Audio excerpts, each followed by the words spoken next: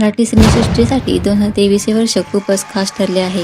या वर्षात वेगवेगळ्या विषयावर भाष्य करणारे मराठी सिनेमे प्रदर्शित झाले। मराठी सिनेमाची फक्त चर्चा झाली नाही तर या सिनेमातील गाण्यांनाही प्रेक्षकांना वेड लावले। तर त्यातून 2023च्या का चित्रपटांच्या आधी आम्ही या व्हिडिओमध्ये सादर करत आहोत। बाई पण भारी देवा हा केदार शिंदे दिग्दर्शित मराठी चित्रपट आहे। या चित्रपटातील नायिका प्रधान कथा असलेल्या 6 सख्या बहिणींचे भिन्न स्वभाव, दृष्टिकोन, जीवन प्रवास याचं चित्रण केले आहे। चित्रपटात रोहिणी हट्टंगडी, वंदना गुप्ते, सुकन्या मोरे, दीपा परब, सुचित्रा बांदेकर आणि शिल्पा नवलकर यांच्या प्रमुख भूमिका आहेत। या सिनेमामध्ये काही कारणास्तव सख्या बहिणी एकमेकांपासून विभक्त होतात आणि कौटुंबिक, वैयक्तिक आणि आर्थिक समस्यांना तोंड कसे देतात हे बघण्यासारखे आहे। या चित्रपटाने तर यावर्षी अक्षरशः धुमाकूळ घातला होता। या सिनेमाबद्दल सांगायचं झालं तर एकदम भारी असे म्हणण्यात काही हरकत नाही। या चित्रपटाची सगळ्यात मोठी जमेची बाजू म्हणजे यातील पात्र आणि ती साकारणारी दमदार कलाकार मंडळी। यातलं पात्र प्रेक्षकांना आपल्या घरातलं वाटत असल्या कारणामुळे प्रेक्षकांची थेट कनेक्ट होत होते आणि ते कनेक्ट होणे हेच या चित्रपटाचे यश आहे। या चित्रपटाची IMDb रेटिंग 8.7 आहे। पुढील जो चित्रपट बॉक्स ऑफिसवर यशस्वी झाला तो म्हणजेच महाराष्ट्र शाहीर।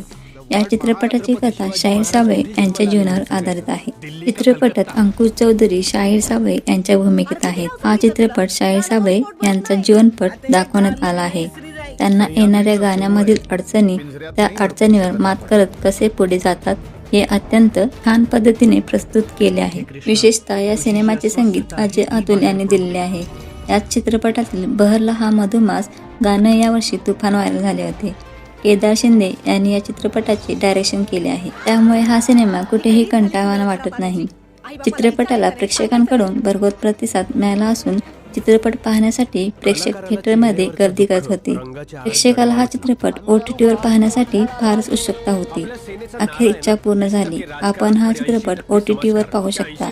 या चित्रपटाची IMDb रेटिंग 8.6 आहे। यावर्षी विविध विषयावर आधारित मराठी चित्रपट प्रेक्षकांच्या भेटीला येताना दिसले आहेत। ऐतिहासिक, सामाजिक, महिला केंद्रित या विषयासह आता विनोदी प्रेमकथेवर आधारित एक नवा चित्रपट प्रेक्षकांच्या भेटीला आला तो म्हणजे आत्मपॅम्पलेट।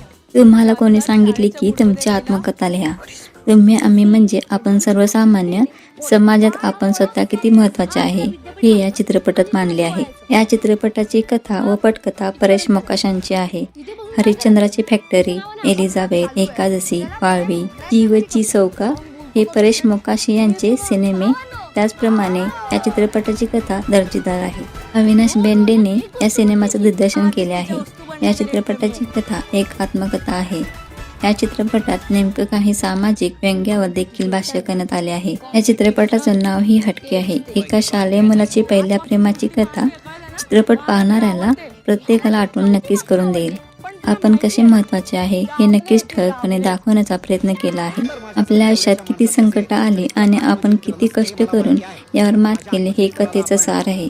या चित्रपटाचे IMDb रेटिंग 8 आहे। पुढील जो चित्रपट आहे तो म्हणजे झिम्मा 2। झिम्मा 1 ने बॉक्स ऑफिसवर गाजवल्यानंतर दिग्दर्शक हेमंत ढोमे या चित्रपटाचा सिक्वेल बनवला। या चित्रपटात लंडन टूरवर गेलेल्या स्त्रियांच्या गमती जमती दाखवण्याऐवजी यात त्यांच्या आयुष्यातील प्रश्नावर भाष्य करण्यात आले आहे। सिनेमाच्या पहिल्या प्रेमपासून ते एंडपर्यंत प्रेक्षकांना एक छान सुखद अनुभव देण्यात दिग्दर्शक यशस्वी झाला आहे। अगदी एका वाक्यात सांगायचे झालं तर सुखदायी शैलीचा हा सिनेमा आहे। बॉलिवूडप्रमाणे यात पुरुष प्रधान संस्कृतीच्या नावाने टीका केली नाही किंवा पुरुषांना कमी लेखलेली नाही। यात स्त्रियांना येणाऱ्या प्रॉब्लेम्स आणि आयुष्यात होणारे त्रास कसे हाताळायचे हे या चित्रपटात दाखवण्याचा प्रयत्न केला आहे। झिम्मा चित्रपटातला कबीर म्हणजे सिद्धार्थ आता पुन्हा एकदा त्या सर्व बायकांना घेऊन रियुनियन टूरला निघतो। यामध्ये 75 वर्षाची पण मनाने तरुण असलेली इंदू म्हणजे सुहास जोशी आणि निर्मला म्हणजे निर्मिती सावंत। या चित्रपटात निर्मिती सावंतांना जास्त वाव मिळाला असून त्यांनी तुफान फटकेबाजी केली आहे। त्यामागोमात क्षितिज जोगचा रोल मोठा आहे। असंख्य स्त्रियांचे प्रतिनिधित्व करणारे हे कॅरेक्टर उत्तम प्रकारे साकारले आहे। तसेच दुसऱ्या भागात नवीन सहभागी झालेल्या तान्या म्हणजेच रिंकू राजगुरू आणि मनाली म्हणजेच शिवानी सुर्वे या दोघींनी उत्तम अभिनय केला आहे। या चित्रपटाला IMDb रेटिंग 7.9 आहे। या वर्षात आपल्याला मराठीत खूप साऱ्या शैलीचे त्याचबरोबर नव्या संकल्पनाचे आणि आगळ्या विषयांचे चित्रपट बघायला मिळाले. सलमान सोसायटी हा चित्रपट समाजातील अनाथ मुले आणि शिक्षणापासून वंचित मुलांवर भाष्य करतो. या सिनेमात लहानग्याची शिक्षणासाठी धडपड सर्वांचे लक्ष वेधून घेते. या चित्रपटात आपल्या अभिनयाने सर्वांना प्रभावित करणारा गौरव मोरे एका वेगळ्या पण महत्त्वपूर्ण भूमिकेत दिसणार आहे. सलमान सोसायटी या चित्रपटाचे दिग्दर्शन कैलास पवार यांनी केले आहे. तसेच पुष्कर लोणारकर, शुभम मोरे आणि विनायक पोद्दार ही बच्ची कंपनी मुख्य भूमिकेत आहेत.